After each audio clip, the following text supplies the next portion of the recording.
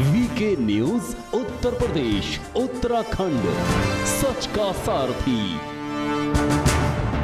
जब हम परिवार नियोजन की बात और जनसंख्या स्त्रीकरण की बात करते हैं तो हमें इस बात को ध्यान में रखना होगा कि जनसंख्या नियंत्रण का कार्यक्रम सफलतापूर्वक आगे बढ़े, लेकिन जनसांख्यिकी असंतुलन की स्थिति भी न पैदा होने का है।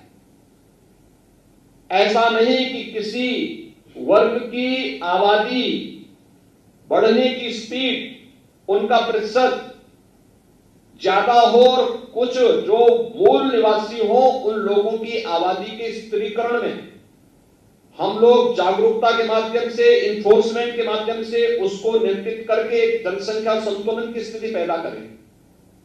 और यह एक चिंता का विषय है हर एक उस देश के लिए जहां पे जनसंख्या संतुलन की स्थिति पैदा होती है, जनसांख्यिकीय संतुलन की स्थिति पैदा होती है, रिलीजियस डेमोक्रेसी पर इसका विपरीत असर पड़ता है। फिर वहां पर एक समय के बाद अव्यवस्था और अराजकता जन्म लेने लगती है। और इसलिए जब हम लोग जनसंख्या स्त्रीकरण की बात करें तो समान रूप से समाज में प्रत्येक जाति, मत, मजहब, क्षेत्र, भाषा, इन सबसे ऊपर उठ करके समान रूप से जागरूकता के व्यापक कार्यक्रम को इसके साथ जोड़े जाने की आवश्यकता है।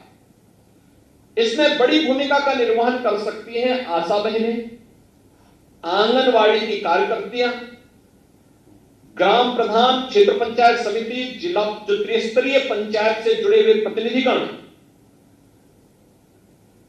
बेसिक शिक्षा, माध्यमिक शिक्षा और उच्च शिक्षा से जुड़े हुए शिक्षकगण इस जागरूकता के कार्यक्रम को स्वास्थ्य विभाग के साथ मिलकर के और बेहतरीन तरीके से आगे बढ़ा सकते हैं। और इस दिशा में एक सामूहिक प्रयास होना चाहिए। अंतर विभागीय समन्वय के माध्यम से इस कार्यक्रम को आगे बढ़ाने का कार्यक्रम, यहां पर हम लोगों ने 5 जोड़ों को सगुन किट तो उपलब्ध करवाए, लेकिन सगुन किट में भी तय करा था कि उसमें भी हमें प्रयास करना चाहिए कि हर एक जाति, मत और मजहब से जुड़े हुए लोगों का इसके साथ जोड़ा जाना चाहिए। क्योंकि सबसे बड़ी चुनौती है, अक्सर जब बात होती है मातृ मृत्यु दर और शिशु मृत्यु दर को नियंत्रित करने की, मैटरनल एनीमिया को एक नेशनल एवरेज के बराबर लाने की, उस समय हमारे सामने समस्या देखने को मिलती है कि किसी एक वर्ग विशेष में मातृ मृत्यु दर भी ज्यादा है, शिशु मृत्यु दर भी ज्यादा है। अगर 2 बच्चों के बीच में अंतराल कम है, इसका लिहाजा मातृ मृत्यु दर पर भी और शिशु मृत्यु दर पर भी पड़ेगा और उसकी कीमत चुकानी पड़ेगी पूरे समाज को। और यह स्थिति हो रही है। यद्यपि विगत 5 वर्ष के अंदर इसमें काफी अच्छी सफलता प्राप्त की है। उत्तर प्रदेश ने इस दिशा में बेहतरीन परिणाम दिए हैं। खासतौर पर उत्तर प्रदेश का जो लक्ष्य रहा है वह मैटरनल एनीमिया में आज यह 51.1% से घट करके 45.9% तक रह गया है। इसी प्रकार से हम लोगों ने जो फुल इम्यूनाइजेशन की दर है वह उत्तर प्रदेश ने विगत 5 वर्ष के अंदर 51.1% थी, जो अब यह बढ़ करके लगभग 70% को प्राप्त कर रहा है।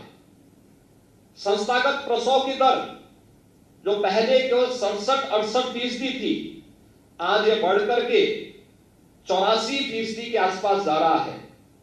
और यही नहीं बल्कि मातृ मृत्यु दर में भी और शिशु मृत्यु दर में भी उत्तर प्रदेश ने अपने रिकॉर्ड को पहले की तुलना में ठीक करने का प्रयास किया, अच्छा किया है। लेकिन इसमें और बेहतर करने की आवश्यकता और जिससे जनसंख्या स्त्रीकरण एक बड़ी भूमिका का निर्वहन कर सकता है। और इसमें स्वास्थ्य विभाग के साथ साथ हमें उन सभी संबंधित विभागों को जोड़ करके इन कार्यक्रमों को आगे बढ़ाना होगा। इसमें जागरूकता अत्यंत महत्वपूर्ण है और उस जागरूकता के साथ साथ अंतर विभागीय समन्वय इस लक्ष्य को प्राप्त करने में एक बड़ी भूमिका का निर्वहन कर सकता है। हम लोगों ने प्रदेश के अंदर अंतर विभागीय समन्वय की उस ताकत को पहचाना है, जिसमें उत्तर प्रदेश ने स्वास्थ्य विभाग नोडल विभाग था।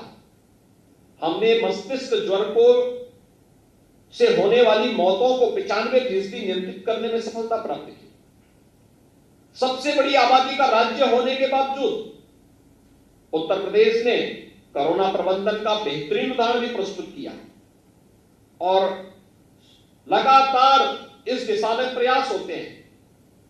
अभी 1 जुलाई से संचारी रोग नियंत्रण के कार्यक्रम बेहतर तरीके से आगे बढ़े।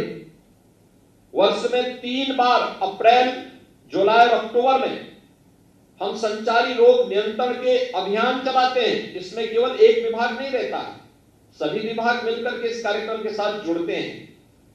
अलग अलग यानी अतिरिक्त बजट का प्रावधान किए बगैर अपने निर्धारित विभागीय बजट के माध्यम से सभी विभाग जब सामूहिक रूप से प्रयास करते हैं तो उसके बेहतरीन परिणाम सामने आते हैं। और यही कारण है कि आज कोविड प्रबंधन उत्तर प्रदेश का बेहतरीन है और संचारी रोग नियंत्रण के लिए भी उत्तर प्रदेश ने विगत 5 वर्ष के अंदर जो प्रयास प्रारंभ किए हैं उसमें भी उत्तर प्रदेश को भारी सफलता प्राप्त हुई है और राष्ट्रीय स्तर पर उत्तर प्रदेश के इन कार्यक्रमों को हर जगह उसकी सराहना भी उसे प्राप्त हुई है। आज के इस अवसर पर जब हम लोग एक नए अभियान के साथ जुड़ रहे हैं, जनसंख्या स्त्रीकरण की दिशा में इस बेहतरीन प्रयास को हमें जन सहभागिता के माध्यम से, समाज के जागरूक नागरिकों के माध्यम से, धर्मगुरुओं के माध्यम से, अंतर विभागीय समन्वय के माध्यम से आगे बढ़ाने की आवश्यकता है। हमें पूरा विश्वास है कि जो भी लक्ष्य उत्तर प्रदेश के सामने हो, हम एक टीम भावना के साथ उन लक्ष्यों को प्राप्त करने की दिशा में जन जागरूकता के इस अभियान के माध्यम से जनसंख्या स्त्रीकरण के लक्ष्य को प्राप्त करने में सफलता प्राप्त करेंगे। मैं एक बार फिर से स्वास्थ्य विभाग के द्वारा आज विश्व जनसंख्या दिवस के अवसर पर आयोजित इस पूरे कार्यक्रम के प्रति अपनी शुभकामनाएं देता हूं, विश्वास व्यक्त करता हूं कि जागरूकता के माध्यम से हम जनसंख्या स्त्रीकरण के लक्ष्य को प्राप्त करने में सफल होंगे। पूरे अभियान के प्रति मेरी शुभकामनाएं। धन्यवाद। जय हिंद।